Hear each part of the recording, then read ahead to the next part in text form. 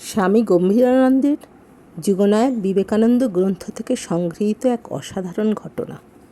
ঠাকুরের তিরোধানের এক সপ্তাহের মধ্যে এক আশ্চর্য ঘটনা ঘটল। সেদিন রাত্রি প্রায় ৮টার সময় ঠাকুরের ভক্ত হরিশের সাথে নরেন্দ্রনাথ উদ্যানবাটির সম্মুখস্থ পশ্চিমের পুকুরধারে দাঁড়িয়ে কথা বলছিলেন।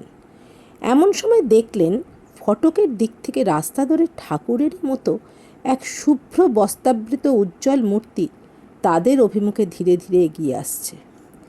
নরেন্দ্রের মনে প্রশ্ন জাগল, ঠাকুর নাকি? যুক্তিবাদী নরেন্দ্র তবু চুপ করে রইলেন এবং ভাবলেন তিনি কাল্পনিক কিছু দেখছেন না তো। এমন সময় হরিশ শ্রীরামকৃষ্ণ সদৃশ সেই মূর্তি দেখে ঈষৎ কম্পিত কণ্ঠে ফিসফিস করে বললেন, ও কি নরেন, দেখো দেখো। তখন নরেন্দ্র স্পষ্ট স্বরে ডাকলেন, কে ওখানে? তার গলার আওয়াজ শুনে অপর সকলে দ্রুতপদে সেখানে আসলেন, কিন্তু কিছুই দেখতে পেলেন না। ওই মূর্তি নরেন্দ্র ও হরিশ যেখানে দাঁড়িয়েছিলেন তার 10 হাত দূরে এক জুঁই ফুলের ঝোপ পর্যন্ত এসে মিলে গেল। তখন লণ্ঠন এনে চারিদিকে তন্ন তন্ন করে খোঁজা হলো, তবু কিছুই পাওয়া গেল না।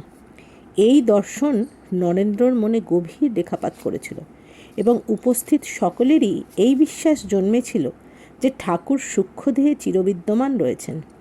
পরবর্তীকালে বেলুড় মঠের নিয়মাবলীতে স্বামীজি লিখেছিলেন, শ্রী ভগবান এখনও রামকৃষ্ণ শরীর ত্যাগ করেননি। কেউ কেউ তাহাকে এখনও সেই শরীরে দেখে থাকেন ও উপদেশ পেয়ে থাকেন এবং সকলেই ইচ্ছা করলে দেখতে পেতে পারেন। যতদিন তিনি পুনর্বার স্থূল শরীরে আগমন না করেন ততদিন তারই শরীর থাকবে।